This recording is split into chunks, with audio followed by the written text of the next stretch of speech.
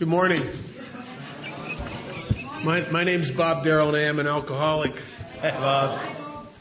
Through the grace of God that I've found and accessed and maintained in my life through the process of the 12 steps, good sponsorship and a willingness to help others, I haven't had a drink or any mind or emotion altering substance since Halloween 1978. And I'm grateful for that. I'd like to open with a moment of silence, if you would indulge me, while I open with a prayer that seems to fit very well with workshops of this type.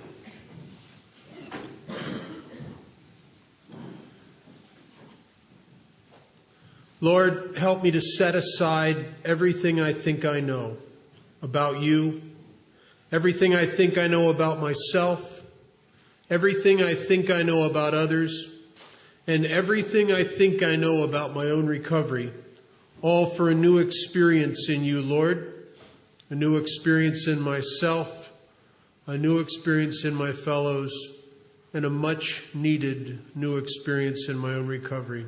Amen.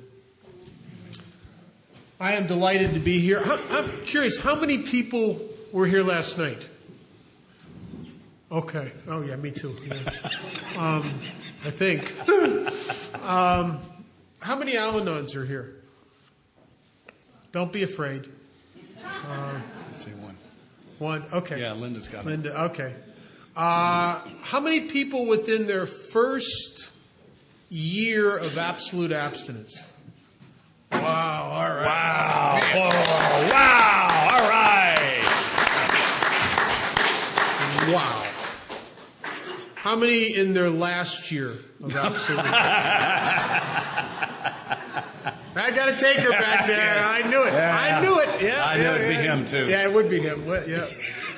I really want to take the moment to thank the committee and Patrick for all the work they've done, bringing us up here. And I've been involved on the service end of a lot of weekends like this. There's a lot of work involved. Patrick drove all the way down to Edinburgh, picked me up in the drive back up here. I got to find out more about Patrick than I ever imagined I needed to know. I never realized I was suffering from a Patrick deficiency. But I mean, evidently I was. And where is he? I don't see him. Where is he anyway? Is he hiding? I don't see him. Oh, he missed that. Good. I feel better. I'm glad he missed it. If something is said bad in the woods and there's no one around to hear the tree fall, do you still have to make amends? I mean,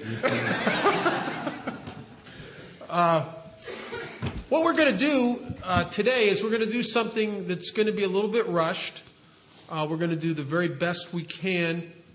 We never know when Scott and I do this what's going to come out. This is not rehearsed. This is not like Joe and Charlie where it's the same every time. It spins out of us as whatever is behind the curtain seems to move us.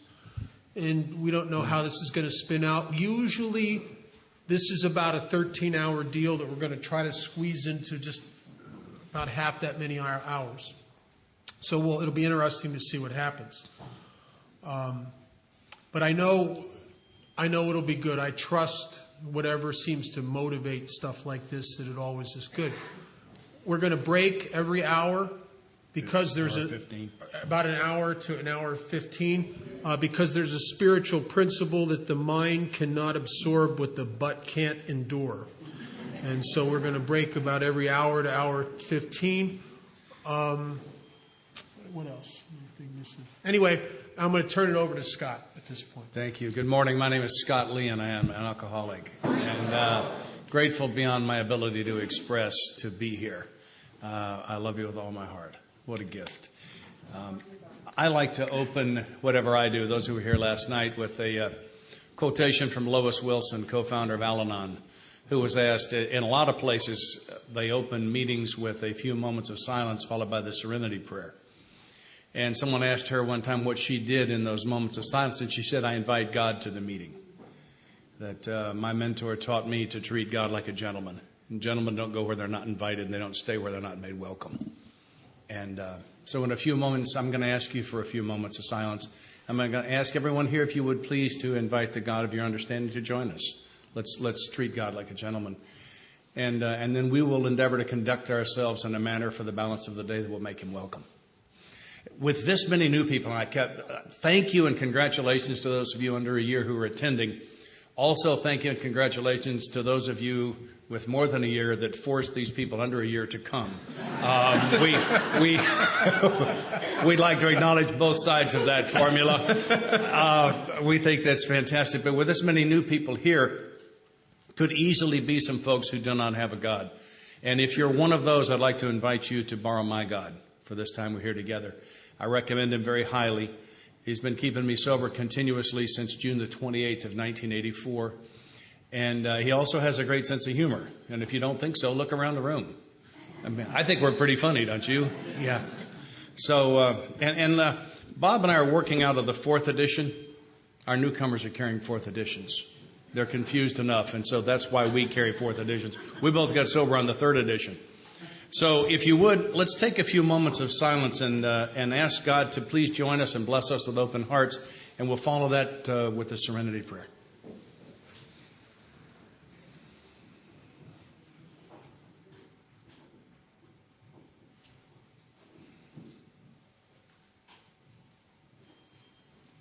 Serenity Prayer. God. To accept the things I cannot change, courage to choose things I can, and wisdom to know the difference. Thank you. Bob and I are not experts and don't consider ourselves to be. We are students. And we have an announcement, Andy? Yeah. There's 2 cars to be moved. There's a Vic for registration CP06 KSK and a Volvo SX02 XKA. Can you move them, please? Thanks very much. Sorry. No, that's quite all right. This is also pretty intensive. If you find yourself during the day with the need that you want to stay but you can't sit anymore, if you need to just stand against the wall, that'll be fine. We won't be offended by that, not in the slightest. I'm going to do some moving around the book. I think when the big book tells me anything, it's important. When it tells me something twice, it's extremely important. When it tells me something 5 times on 5 different pages, I think they're screaming at me. And I'd like to open with one of those. We'll begin on page 143.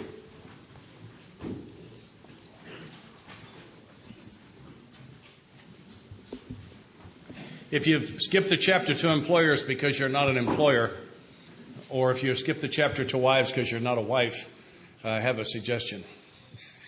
Some pretty good stuff in those chapters. Middle paragraph, page 143. If your man accepts your offer, it should be pointed out that physical treatment is but a small part of the picture. Though you're providing him with the best possible medical attention, he should understand that he must undergo a change of heart. So this part must change. Must.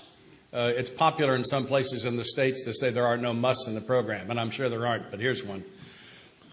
Must undergo a change of heart. And then it says to get over drinking will require. I wonder if that's important. Require a transformation. That's a total change. Transformation of thought and attitude. Exact same concept on page 58.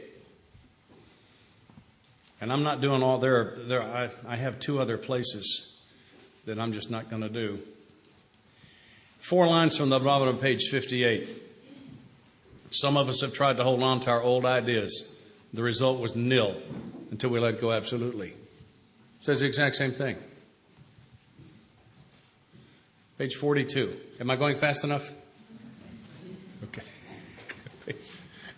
Holler at me if I get going too fast. I'm bad about that. Page 42, about 8 lines from the bottom. It meant I would have to throw several lifelong conceptions out of the window. Several lifelong conceptions out of the window. Page 27. This is Carl Jung, arguably the greatest psychologist of all time, talking to Roland Hazard. And he's just told Roland, no hope at all. Dead center of the page, 27, you see the word ideas. Ideas, emotions, and attitudes which were once the guiding forces of the lives of these men are suddenly cast to one side, and a completely new set of conceptions and motives begin to dominate them. Same idea. Let's turn to page 1.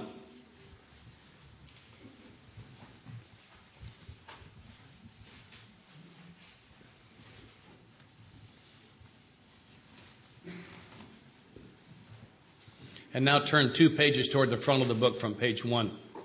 You'll be on Roman numeral 29, XXIX on the right-hand side. In the doctor's opinion. First full paragraph begins with the words, on the other hand. Everybody caught up? All right, count up 3 lines above that.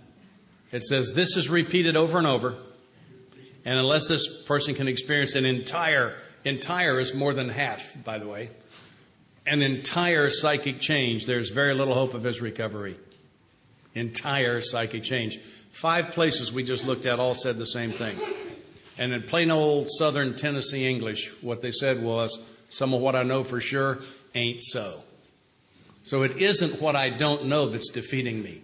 It is the things that I know for certain that are actually incorrect, or where the problem is. So it's been necessary for me to release my grip on what I think I know for sure. Some of us have tried to hold on to our old ideas. For me, old ideas are everything I learned through noon yesterday are now old ideas. That I must release my grip on those. My first 2 years of recovery, I surrendered a lot. When I woke up this morning, I did not surrender. I volunteered. In my own enlightened self-interest, I volunteered for service this morning. It's the best deal I've ever had. If I close my mind on surrender, you can't build on that. So if I hold my mind open on surrender, I can then build to volunteer. I have been to a level above that, and I know people that live at a level above that.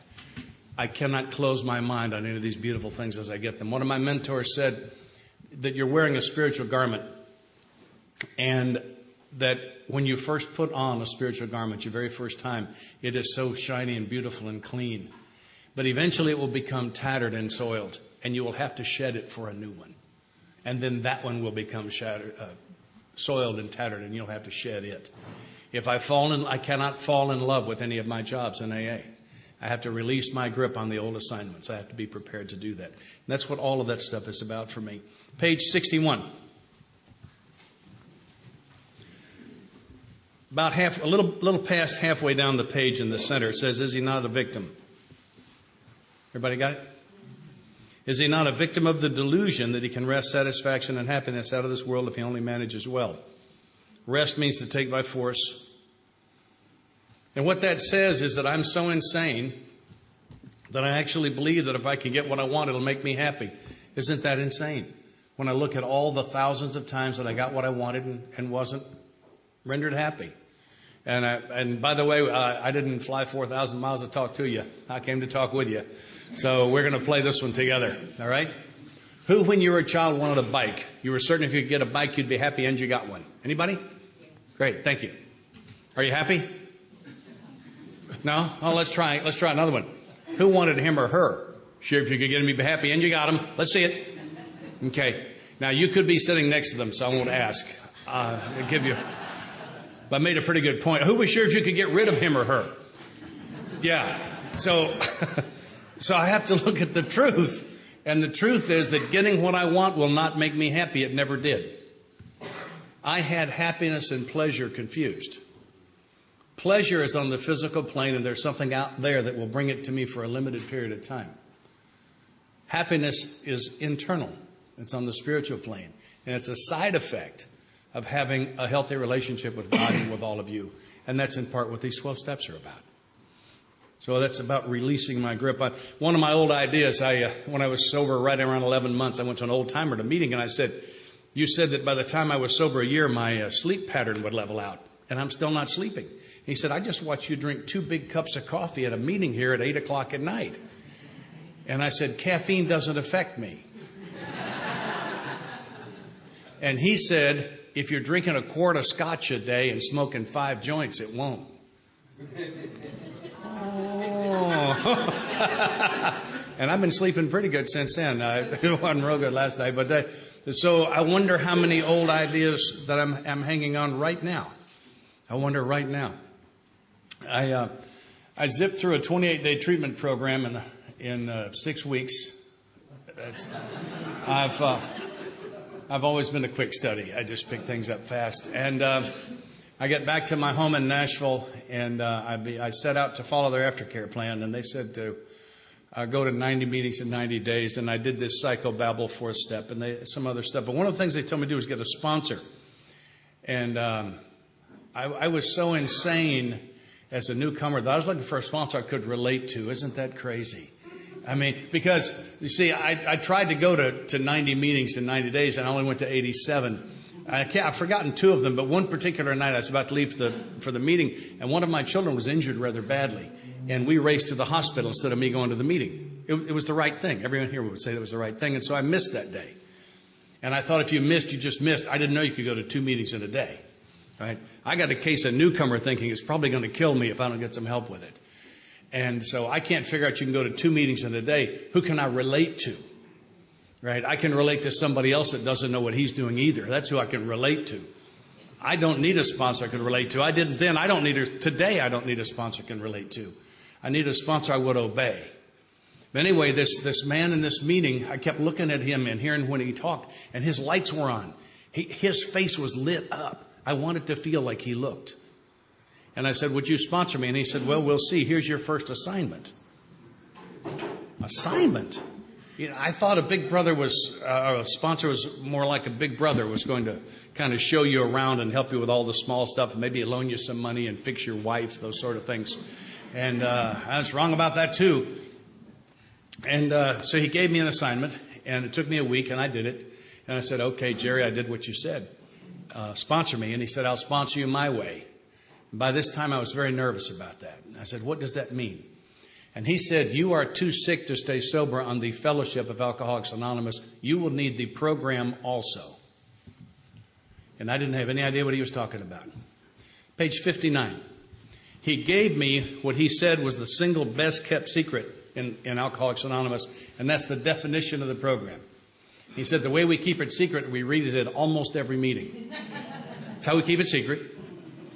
It's immediately before step 1 on page 59. It says, here are the steps we took, or just suggested as a program of recovery.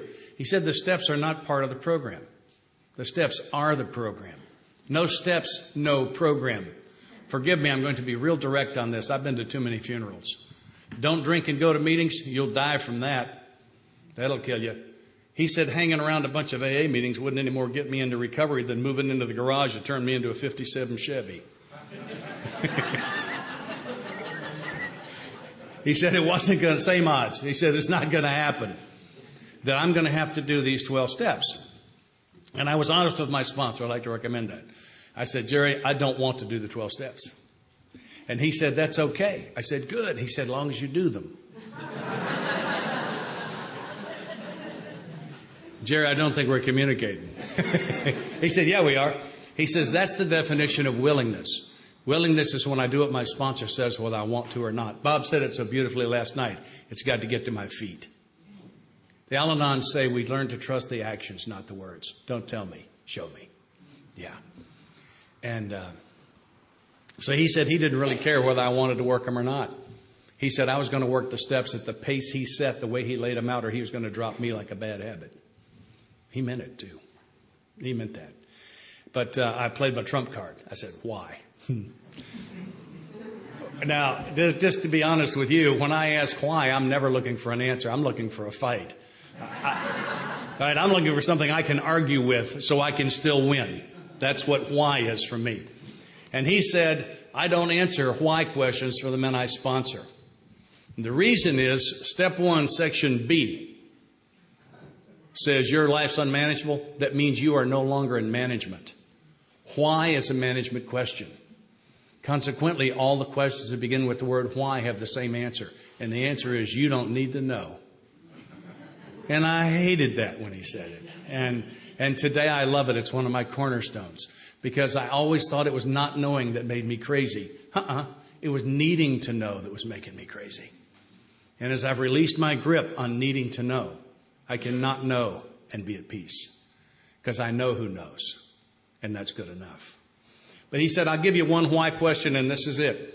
Why do you have to do the 12 steps? He said, think of yourself as a garbage can. It's the only easy assignment he ever gave me. He says, what we'll do with these steps is we're going to dump you out. We're going to scrub the can and stand it back upright, and we're going to fish through your life. Most of it is garbage. We're going to throw it away. Portions are good. We'll keep them. For example, do you love your children? I said, oh, I love them so much. He said, wonderful. We'll keep that. When we get through with these steps, you're going to be a big, empty, clean garbage can with just a little bit of good stuff in the bottom. Our program's a bit like going to the dentist. We have to drill before we can fill. We have to dig this poison out. Like the dentist, we have Novocaine. We call it sponsorship. We call it home group. We call it fellowship. We call it love. It's not that hard. And the reason you have to do that is because alcohol is not your problem. What? Alcohol is not your problem. It's your answer. Alcohol makes you tall enough, smart enough, good looking enough, able to talk to the girls, an expert on many subjects. And it makes your skin fit, right? It makes your life the lubricant of life. So when we say to you, lay down the booze, we have not said put down your problem. We've said, let's lay down the only answer you have ever known. This is why I can't quit on my own. I mean, I can. I quit on my own over 2,000 times. Right? Yeah, I'm a puker, and every time I threw up, I quit forever. Plus some other times when I was in trouble.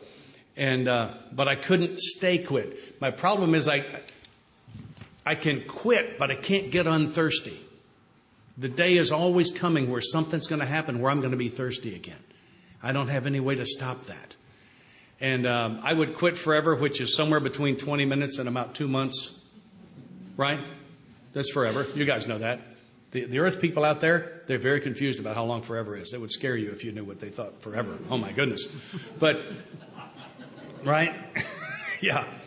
So I can quit forever, but I can't get unthirsty. This is the peace I can't find on my own. Something's always coming where I'm going to get thirsty again. I own my own business. I'm going to close a big deal, make a lot of money. I'm going to get thirsty. I'm going to lose a big deal, lose a lot of money. I'm going to get thirsty. I'm going to get a new convertible. I'm going to get thirsty. I get a new boat. I'm going to get thirsty. I'm going to get a new girlfriend. I'm married, by the way. Get a new girlfriend. I'm going to get thirsty. Or the big one, my team is going to play on TV on Monday night. Right? Something's always coming. So if I'm going to get, do y'all say one day at a time? Is that something y'all say here, one day at a time? For those of you who are new, there's a second line on one day at a time they're not telling you. What they really mean is one day at a time in a row.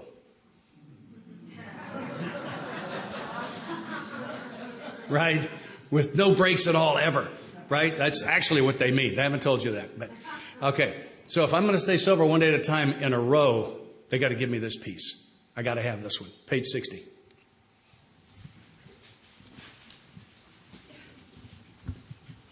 First line, 12. Having had a spiritual awakening as the result of these steps. It doesn't say a result.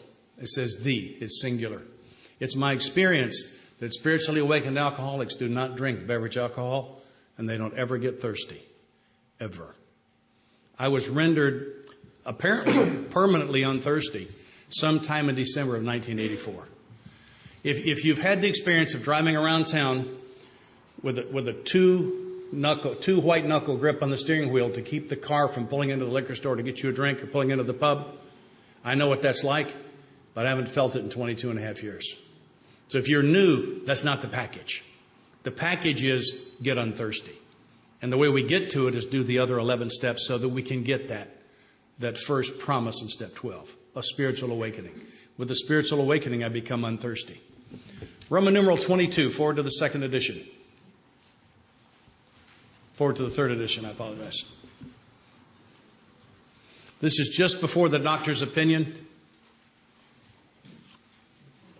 You'll see the forward to the fourth, forward to the third. Halfway down the page, XXII. The basic principles of the AA program, it appears, hold good for individuals with many different lifestyles, just as the program is about recovery to those of many different nationalities. This may be the most important phrase in the book, the 12 steps that summarize the program. So what that says, according to my mentor, is that the 12 steps I see on the wall are a summary. All right, that's the little notes for someone who's trying to just slide by with a C minus. Did you ever try to get a C minus? Didn't want to do, afraid you might do too much? I wound up with an F a lot. I'm afraid of getting a C minus in this. And I'm going to skip, I don't do the foreign language skills too well. I'll skip 2 lines. It says, they trace exactly the same path to recovery that was blazed by the earliest members of Alcoholics Anonymous. Rarely have we seen a person fail who's thoroughly followed our path. So what's our path? It's the 12 steps. And then it describes the fellowship. This is a gift from another one of my teachers. There are 2 fellowships. The first one described in this next paragraph is the fellowship of Alcoholics Anonymous, which you're in whenever you say you're in it, and no one can say you're not. It says, in spite of the great increase in the size and the span of this fellowship, at its core it remains simple and personal. Each day, somewhere in the world, recovery begins when one alcoholic talks with another alcoholic, sharing experience, strength, and hope. That's what we're going to do here today. The other fellowship is described on page 164. As you're turning to that, I would tell you, I have not intentionally memorized anything in this book, but a little over 20 years ago, some friends of mine and I were talking, and we kept saying, I need to get back to reading the big book. And so I'd say that for months, and I'd sit down on a Saturday afternoon and read 90 pages and have no retention. And we applied the one day at a time concept to reading the big book. I read 2 pages a day in the book. Now, I'll tell you, I did not read them today. I didn't get that good a night's sleep, and I got a late start today. But I've been reading 2 pages a day in the big book for over 20 years. And eventually you'll get to where you can do what I'm doing if you do that for 20 years. So it describes the other fellowship at the bottom of 164. Abandon yourself to God as you understand God. Admit your faults to Him and to your fellows. Clear away the wreckage of your past. Give freely what you find and join us. We shall be with you in the fellowship of the Spirit. And you will surely meet some of us as you trudge the road of happy destiny. It doesn't say to happy destiny. It says of. The road is the destiny. This is the destiny right now. My wife is doing the Al-Anon workshop down the hall, and I hope that's being recorded because y'all are being robbed if it's not. But she says this, that this second, right here, right now, this is the future we used to be terrified of. Right here. Is everybody okay? Doing all right? Yeah, right here, right. How about now? Still okay? Good. How about now? Yeah. That this is the destiny. And I need to be here. I need to be present for it. But I had to take the trash out first to be able to do that. That's what this thing is about. And as Jerry was telling me about the garbage can, and he said that alcohol's not your problem, it's your answer. He said it was necessary for me to have those changes. He said, you're going to need that big, empty, clean can, little good stuff in the bottom. Because one of these days, something heavy is going to slam your heart. He said, your father's going to die. And on that day, if you don't have that empty, clean space to store that pain in, while we love you back to spiritual health, you'll escape. And the only escapes you know are killing you and devastating everyone around you. Yeah. And it was the truth. And so we've described the other fellowship here on 164. And it's called the Fellowship of the Spirit. And it looks to me like the steps in narrative form. Abandon yourself to God as you understand God. That could be actually any of the steps, I think, certainly. Admit your faults to Him and to your fellows. 4, 5, 8, 9, and 10. Clear away the wreckage of your past, the same ones. Give freely what you find. Clearly that's step 12. And join us. And I think that's step 1. First word, first step, we. I got to get out of the I business. We. Page 14. Bob touched on this last night. Last line, page 14. For if an alcoholic failed to perfect and enlarge his spiritual life through work and self-sacrifice for others, he cannot survive the certain trials and low spots ahead. We promise you trials and low spots. That's why I have to have the empty, clean can. That's why I've got to have that space to store that pain in. It's because they're coming. I got here suffering from what I call the John Wayne syndrome. Y'all have seen John Wayne movies? About age 11, I got this mental image of what a man was, and I pretended to be that for the next 30 years. And it was things like big boys don't cry, pull yourself up by your bootstraps. When the going gets tough, the tough gets going. Never let them see your weakness. Never ask a stupid question. Get what you want, it'll make you happy. Never surrender, never give up, no matter what. Sound familiar to anyone? It's the act that around 99% of the men and about 96% of the women are doing when they get to AA. Based on the only truth I know, and that's that I'm not good enough. that I'm defective, there are things wrong with me that can't be repaired. And I'm a chameleon, pretending to be the guy you want me to be in each situation. And so I get here with all of that load of stuff that has to be laid down. But I get here pretending to be something, knowing that I'm not. And what I had to learn to do here was to become who I really am. It was through the process of these steps that it happened to me. Back on 164 for a second, I'll turn it back over to Bob. Those of you who read the book regularly know that they sneak into your bedroom at night and add things. They added this one in June 2 years ago. For those of you who might have missed it, I think it would be a good grapevine feature. New things added to the big book since the first full paragraph, 164. Still you may say, but I will not have the benefit of contact with you who write this book. We cannot be sure. God will determine that, so you must remember that your real reliance is always upon Him. Here's the part they just added. He will show you how to create the fellowship you crave. Crave is a powerful word. I have craved fellowship all of my life. I've never had it, but I have craved it. And for those who were here last night or those who weren't, I flew for the United States Air Force for 5 years. I was a pilot. And I was in some pretty hot outfits. But I never felt like I belonged. And there were men that were bugging men on my airplane to change with them so they could fly with me, and I still didn't feel like I belonged. And it's because I was doing the act. I was always the actor, pretending to be the man I think you want me to be. And the actor can't participate in fellowship. The only part that can participate in fellowship is this part, and I'm not showing it to you. And what I learned to do here was to dig the poison out of my soul so that I could be comfortable in my own skin. And then so I could show you this part. And I'm willing to show it to you today. And today I participate in fellowship, and I still crave it. But the difference is that today I have it. As a direct result of placing myself unreservedly under the care of a sponsor who had done the 12 steps out of this book. I have never seen anyone in and out of the program, by the way. I'm not saying there aren't some. I haven't seen one. In and out of the fellowship, I see all the time. I have never yet seen anyone actually do the steps out of this book while being coached by a sponsor who has already done the steps out of this book and stay active, carrying our message and drink again.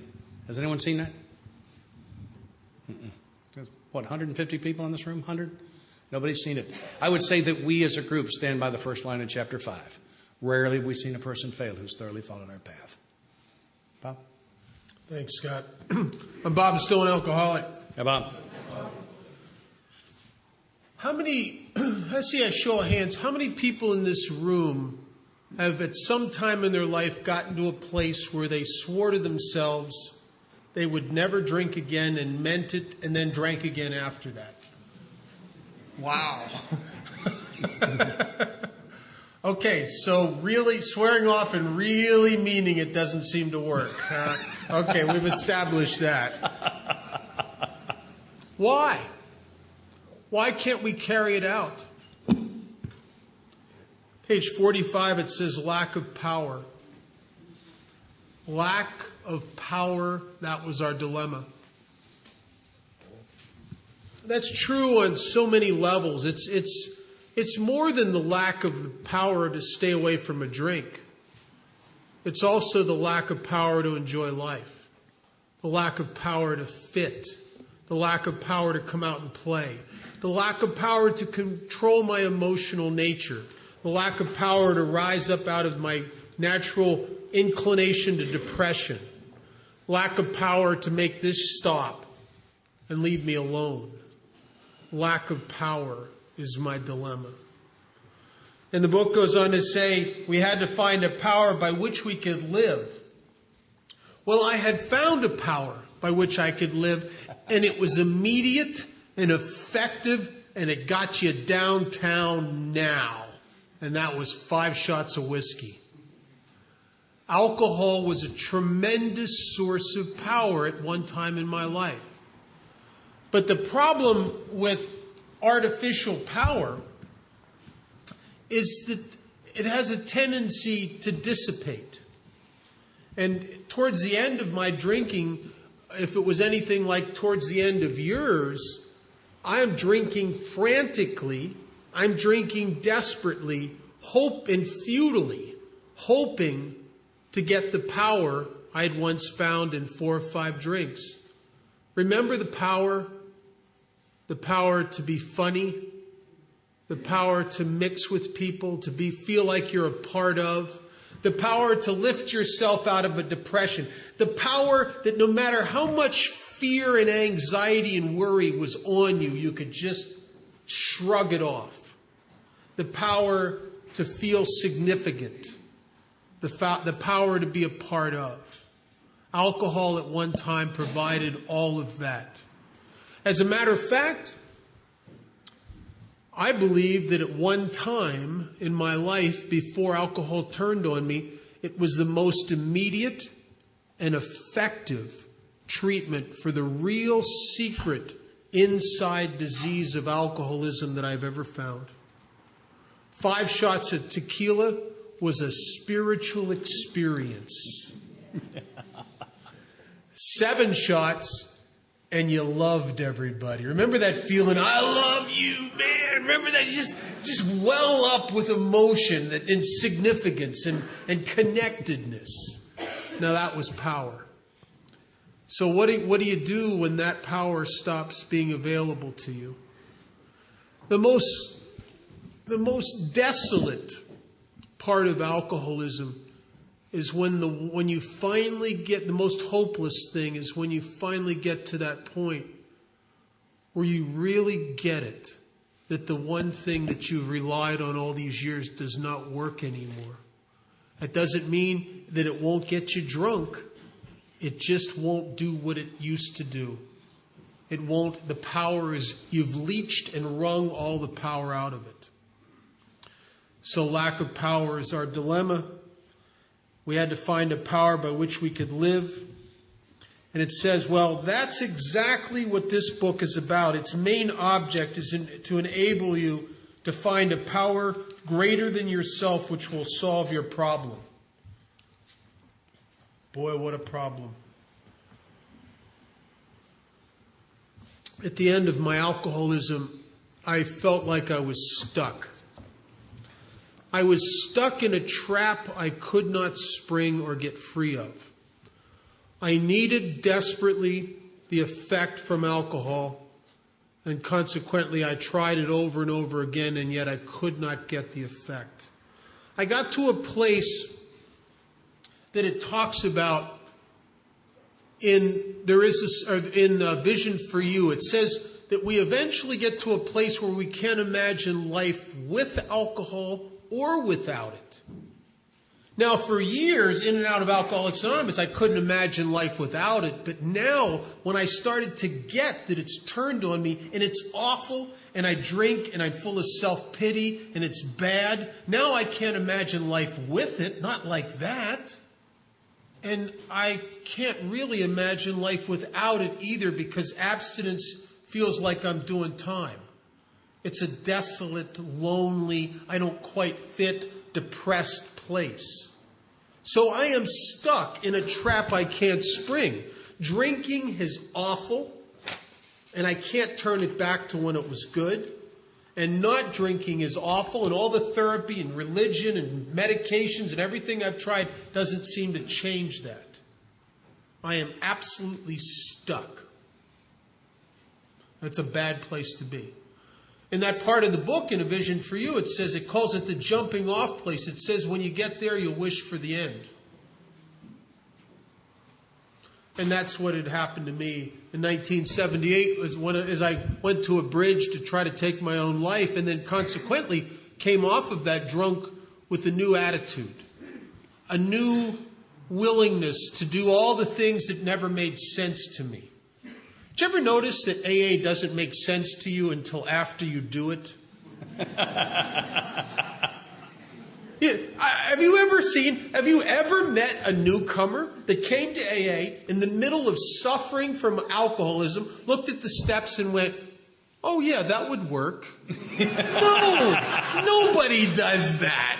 Matter of fact, some of us have to be 10 years sober, bludgeoned to death by our emotions before we even approach the steps. I mean, what is it about us that not only is Alcoholics Anonymous the last house on the block, in Alcoholics Anonymous, the steps are the last house on the block. It's amazing. We'll go to great lengths. rather than return to that from which we came. Which we've always, and every time everybody that ever does that wishes they'd done it a long time before they did it. But we do it when we do it. We change when we change. We can see what we can see when we can see it, and we can only hear what we can hear when we can hear it. Lack of power is my dilemma. And this jumping off place where we wish for the end is a bad deal. When I was new in sobriety, a guy gave me a book. He gave me a box of old paperback books that he'd already read, and he gave me clothes. People in AA gave me clothes to wear. I had nothing. And one day I'm reading this book, and it was not a recovery book. It's just a novel. But in the novel was a section where they were talking about these scientists that were doing experiments on the human brain. And what these scientists did is they took these laboratory rats and they would put two tiny wire filaments into a part of the brain that in the book they referred to it as the pleasure center. It's the part of the brain that allows you to experience the euphoria from alcohol and drugs. It's where you get high. So they took these rats, they put these wires into the pleasure center of the brain, and they would pass a mild electric charge through those wires. It would stimulate that pleasure center, and the rat would get high. So what they did is they hooked up the juice to a pedal in the rat's cage. The rat would learn he could hit that pedal and get high. So the rat would just lay on the damn pedal. He just would lay on the pedal and just pedal. They understood that. Yeah, you got that. He lays on that pedal till he dies, usually of dehydration, because he's not even drinking water. He's not eating. He's not having sex. He's too busy. He's partying. He's not doing anything except hitting that pedal. And he eventually dies, hitting the pedal.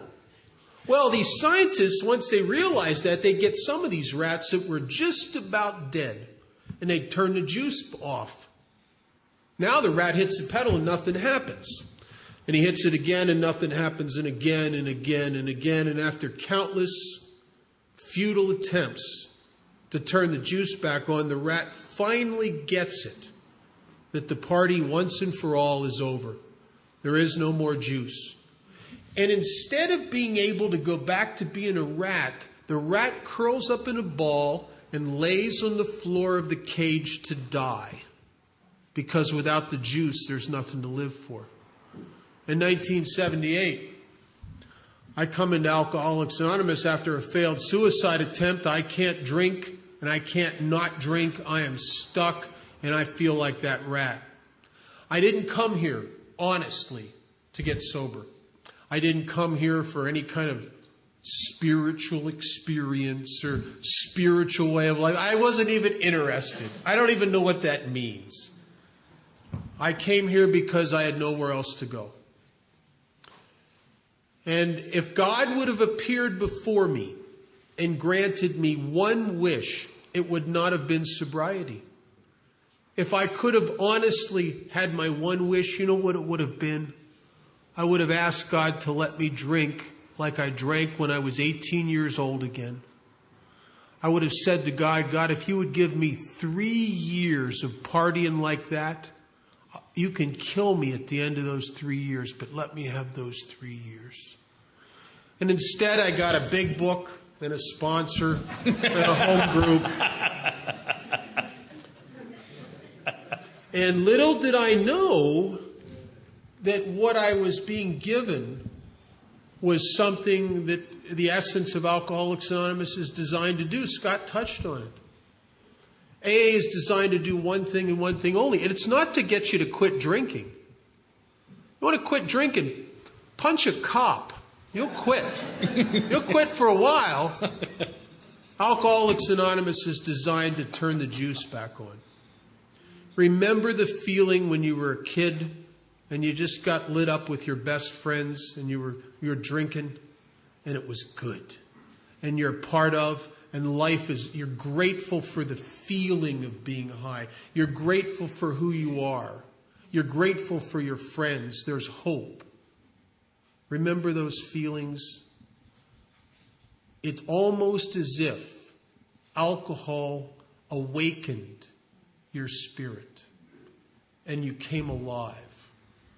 And that's what Alcoholics Anonymous is designed to do. It's designed slowly and incrementally to create a transformation in the very spirit of who I am.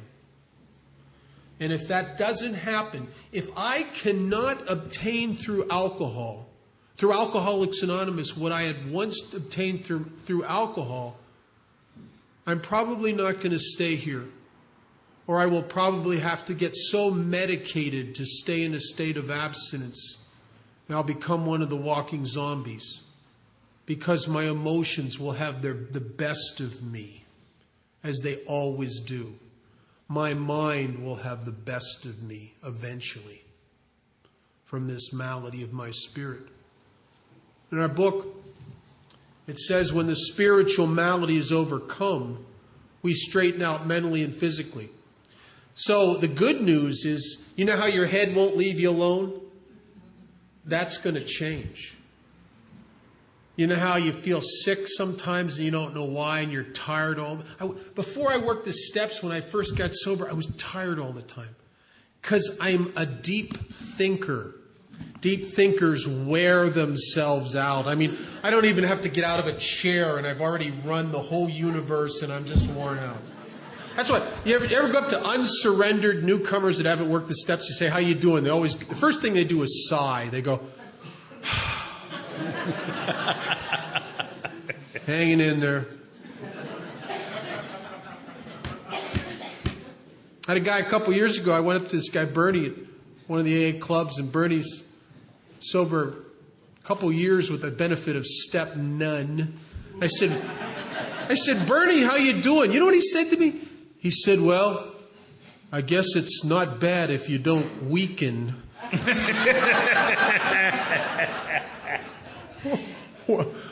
You know, I don't say this. I will never say this to anybody. But sometimes I feel like saying, have you thought about drinking? I mean, wouldn't it be better than this?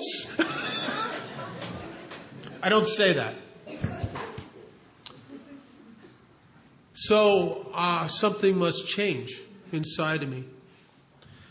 Page 46 talks about the approach. Step 2 is so easy, and I make it into being so hard. I thought step 2 meant that I had to understand something about God, or that I had to know that there was a God. The only part that was easy for me to get about step 2 was the implication that I was insane. I could get that. I felt crazy. The middle of the page, page 46, the paragraph that starts with yes. Yes, we of agnostic temperament have had these thoughts and experiences. Let us make haste to reassure you. We found that as soon as we were able, 1, to lay aside prejudice. A few simple words, a very difficult thing. Chapter 5, we had to let go of all our old ideas. That's what my prejudices are. Prejudice comes from 2 Latin words, meaning it means prejudgment. It's all my preconceived notions, all my opinions. It's all my perception. It's all what I think about God, about the universe, about me, about what I think is right. If I could lay those things aside and become childlike, become as simple and as humble as a child who knows nothing. To come to the table with God like that. I think one of the reasons that clergy often have such a hard time getting sober and staying sober is that they can't lay aside their prejudices temporarily because they believe they are the right kind of ideas. And the book isn't saying throw them away. It just says lay them aside, let's have an awakening, and then we'll revisit them. And what I found as I revisited some of the religion of my childhood, there's a lot of it was right on the money. Some of it I still don't get to this day in the light of my spiritual awakening. In Bill's story, he talks about from that moment on, he will test everything in his life against the newfound power or God within him. Inside of you is something that you can, if you can remove you out of the way and your ego and all that crap out of the way, within your heart is a piece of the divine that you can measure everything against once you clear the channel between you and that. The problem is I got too much of me between me and God, just as I had too much of me between me and you. Alcoholism is a lonely business. I become so full of myself. No wonder I'm depressed. No wonder I'm lonely. No wonder I'm thirsty. So if I can lay aside my prejudice, I'll tell you about some of my prejudices. And I don't think they're uncommon. I had this fear and this sense that that I must merit God's help. I had this belief that I was capable of doing some things that would ruin God's day so badly that He wouldn't help me on that day. Or that I could do something so appalling that God would go, not Bob.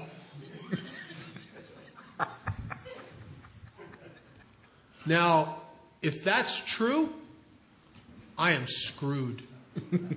Because what day do you need God the most?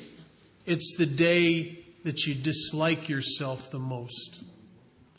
Isn't it the time you came out of a restaurant on a tantrum because you told the waitress off because you went in there too hungry and she didn't wait on you quickly enough and you read her the riot act and now there's another place you can't go back to?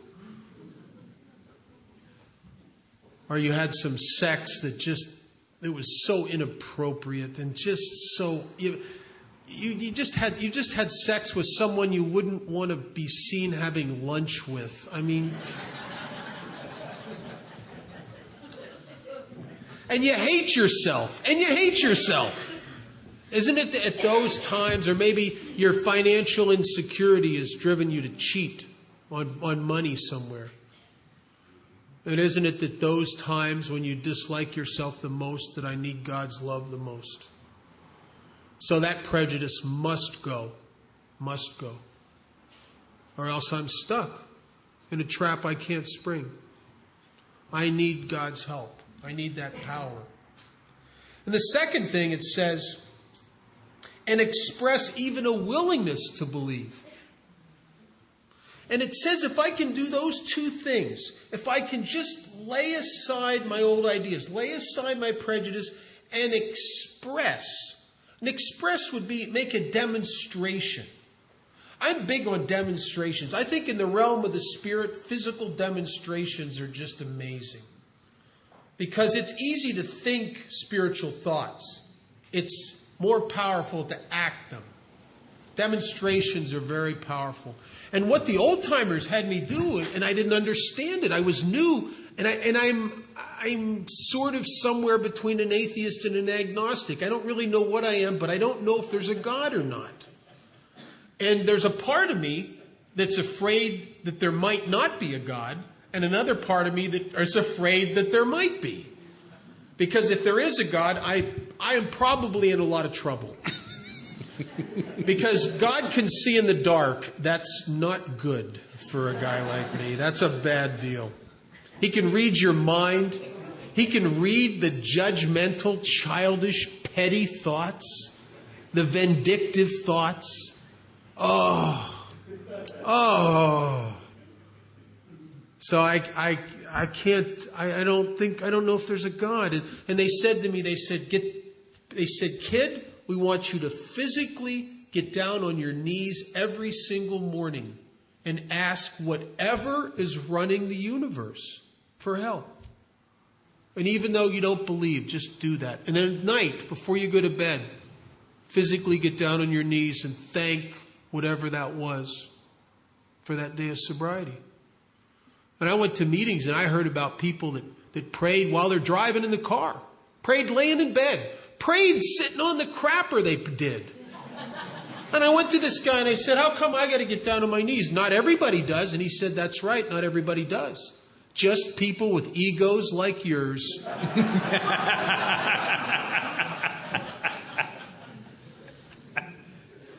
You see, I wasn't getting down on my knees for God. I was getting down on my knees for me. God loved me no matter what.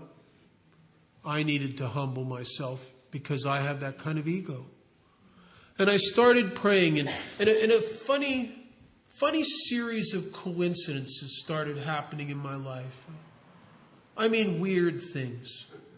Like I got, just out of nowhere, I couldn't get a good job, and out of nowhere, it just popped up. I mean, it was perfect. It got me out of the halfway house I was living in, and I'll tell you, if I'd have stayed there another month, I don't think I'd still be sober. I had one roommate that was smoking pot, another one that was dealing heroin. I mean, my variety in there was precarious. There were guys chipping around, drinking all the time in that halfway house. And they gave me, this job just came to me with room and board, living in a treatment center for teenagers, being the house manager. It didn't give me a lot of money. It gave me just enough to start chipping away at a couple of men's and having $1 in the basket and a pack of cigarettes. It gave me just enough. If it had given me a lot more, I'd have maybe went to some saloon and told everybody how smart I was. But it was just enough. It was perfect. It was divinely crafted, and I was helping other people. Perfect for me. I was one of those guys that I had these emotional swings. I mean, a psychiatrist probably would have diagnosed me as manic depressive. You know, because I'd be up. I'm going to conquer the world, and then just be down. Up, and I'm going to just down. It was nuts. But that's part of getting sober. Everybody goes through that, right? It doesn't mean that it's not a medication deficiency necessarily. So I would go through these mood swings, and I'd be nuts. And I'd go to some meeting, and there would be a stranger talking about what's going on with me. And all of a sudden, I could have clarity. I couldn't see it by myself, trying to figure it out. Couldn't see it. One day, I'm at work, and by 11:30 in the morning, I am insane. I want to explode. I want to punch my boss right in the nose. I want to flatten that big fat nose of his right across his face. I want to quit my job. I've been very mistreated here, and they're taking advantage of me, and I'm just insane, and I don't know what to do, and I don't want to punch my cop, and I don't want to lose my job. So I take my lunch hour, and I go to a noon meeting. There's a stranger in the meeting, and he's talking about identical circumstances from what had happened to him at work. And then he said, and I called my sponsor and realized that I had to make amends to my boss. And it was like, oh my God, I would have never thought of that. And I had to go back that afternoon and make amends to my boss for being such an idiot all morning and having these little temper tantrums. And the minute I made amends to my boss, I felt clean and free, and all of a sudden, it's a good job. This is a good job. This is a good job. This is a good one. Do you ever, sometimes in early sobriety, I used to feel mentally retarded. Oh, good job, yeah. Like, how come I don't get that stuff on my own? But I started to see how God was working through the people and life itself. He was working through the actual fabric of the universe to help me. And I came to believe the only way a guy like me could, I suppose, through what started to happen to me in reality as a result of one little small thing, a minuscule effort to turn my consciousness towards. It was an expression of a willingness to believe. I hadn't come to believe yet. but I was willing to act as if. Scott does, I hope he talks about it some, this working hypothesis. And what had happened to me as a result of that is I started to come to know that there was something working in my life because of what was happening. In a lot of the major cities around the world, years ago, before they had electric street lights, they had gas street lights. And in some of the major cities before the technology, even to this day, there's parts of London and some other cities that they still have gas street lights. They do it for the ambiance today, whereas the electric would be a lot easier. But before they had the electric starters on the gas street lights and the computerization, they had a guy whose job it was to go up and down the streets of, let's say, London, with a pole with a flame on the end and a key. And he'd go up and down the streets at twilight, and he'd turn the key to turn the gas on. He'd reach up with the pole, and he'd light the street lamp. And he was called a lamplighter. And you could climb up at twilight to the top of the highest building in London and look out over the city, and no matter how hard you looked, you couldn't see where the lamplighter was. But you could always see where he'd been. And I could sit in a meeting of Alcoholics Anonymous at 2.5 years sober, and I couldn't see where God was. But man, could I see where he'd been. And more distinctly than seeing it in my life is I could see it in the lives of the guys that got sober after me and some of the people I'd tried to help. Seeing the hand of God in your own life is hard to see because the hand of God works very slow. But he's old. I mean, he's really old. And try to see the hand of God work in your life is like trying to stand in front of a mirror and watch your hair grow. I mean, it's not that it's not growing. It's a slow, tedious process. But I could see guys that I watched them get sober. These guys that their eyes were dead, that they were depressives. Men and women who had lost their children, that the state had taken them. And they would never see them again. Men and women who had done so much damage to their mother and father that they would never repair those relationships. Homeless people that would never be back on their feet. And then maybe 2 years later, you're seeing the guy at the meeting and he's got his kids with him and they're looking up at their dad and you realize that their dad is their hero. And something has changed there. And you realize that these depressed men and women you think are going to have to be medicated, they're just so screwed up. You see them with the new people that they sponsor. And they're not taking anything. And they're free. And they're live. And they're laughing. And something has changed within them. And you see these homeless guys and you hear the stories at the coffee bar. Did you hear about so-and-so? Remember him? Remember he used to live in the bushes? Do you know he's buying a house for God's sakes? And you wonder, how did that happen? You can't get from that place to that place. It would take a friggin' miracle. And maybe that's what we have here, a miracle. And that's the way a guy like me comes to believe. Scott's a pilot, and I have other friends that are pilots. And pilots talk about attitude. And it means something different than I would have imagined. Attitude is simply the angle of approach. You have a bad attitude, you're going to land on the side of a mountain. You get a good attitude, you come smoothly into the runway. And from the moment of my changing my angle of approach towards God, and towards this life, things started to change. Take a break? Yeah, let me stick in a couple of things. Okay. We got a couple of minutes here. I got here, and what I wanted to do is to work the promises and hope the steps came true. Yeah, that's my history. I hear you reading these promises, so I'm going to try to be that guy. Because that's my history, and it didn't work that way for me. And by the way, if you're new and the steps look like they're designed to punish you, welcome to AA. That's how they look to us too, and we were wrong about that, and so are you. That what the steps actually were designed to do was to change my life, to dig the poison out of me. The old idea is I have to give you a quotation from my hometown, the noted American philosopher Hank Williams Sr. Yeah. Oh, good. All right. He used to say there are a lot of good ideas in a pint, not so many in a quart. Yeah. So letting go of the old ideas. Page 21 is a little bit.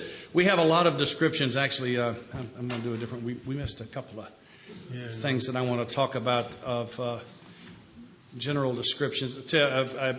You went for the fake. We're going to start on page 44. We don't have a description. We don't have a definition of alcoholic or alcoholism, but there are a number of descriptions, and generally I think they're pretty well wrapped up on page 44, fourth line. If when you honestly want to, you find you cannot quit entirely, or if when drinking you have little control over the amount you take, you're probably alcoholic. That pretty well, and it's not both, it's either. If you have either of those, if you have ever quit forever and meant it, sitting in the back of a police car, for example, or any other situation, or if you went out to have a couple and wound up going past that, you're probably alcoholic. The other piece of description that I like the best is on page 23. And I get a big laugh out of this one, but it's gotten me fit to a T. Paragraph begins in the middle of the page with a great description of me. Once in a while, he may tell the truth. I don't spread it around too thick. I save the truth for emergencies. There's a line in a country song that says, "You'll never catch me in a lie, but I'll tell you the truth at my own pace." Yeah, and Jack Nicholson had a great line in the movie As Good as It Gets. He said, "I'll always give you some version of the truth." Yeah, see, that makes perfect sense to us, that it can actually be done that way. And the fact is that it cannot. I think the other one I wanted to touch on is one of the slogans that's actually up on the wall. When I got to recovery, I was reading these things, but for the grace of God, and it said one day at a time, and I thought, oh, what in the world does that mean? And live and let live. But the one that there was only one I was doing. You know which one that was? Think, yeah. Oh, yeah. Think. Yeah, think. Yeah, I'm all over that. And I don't find that in the literature. So I've taken it upon myself to figure out what that means. You're welcome to this if you can use it. It says think. That means 3 thinks is the limit. Okay, whatever it is, I can think about it once is okay, twice is good. I can think about it the 3rd time. If I have thought about it 3 times, I must lay it down. For if I were going to outthink it, I would have outthunk it in 3 thinks. If I go to the 4th think, I got a problem with step 1, section B. I'm trying to manage it. That is always the case. Turn, if you would, to the chapter Figuring It All Out. Right. So it's one of the things that I had to learn to stop doing, was trying to figure it all out. Just get out of that business and get literally into today. The one day at a time means 2 things to me. One, it means live only in this. It means don't drink today. But it also means live only in this day. That the first 10 steps are designed for me to clean up my past. I don't have to look over my shoulder. There's nothing gaining on me.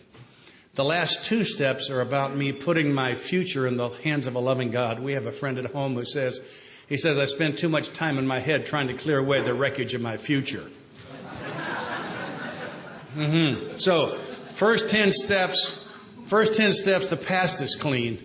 Last 2 steps, a loving God holds the future. Those 2 facts combine to free me to live one day at a time in this day. If I don't have both of those in place, I can't be here. So one day at a time is about living only in this day. It means I cannot afford to borrow pain or either pleasure from the past or the future.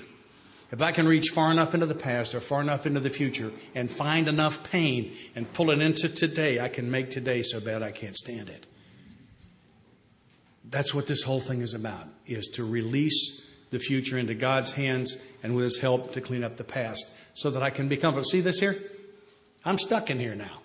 I'm trapped. I used to get out all the time. I'd go be somebody else. And you guys used to tell me you were a jet pilot. I really was, and they didn't believe me either. But it didn't matter. I got pictures of it up here, by the way, if you want to see one. But I'm stuck in here now. I can't get out. So the first thing I had to do was to clean it up so I could be comfortable in here, a day at a time. We're going to take a really long break. This one is going to be 16 minutes and 8 seconds. We're going to start on time. Please be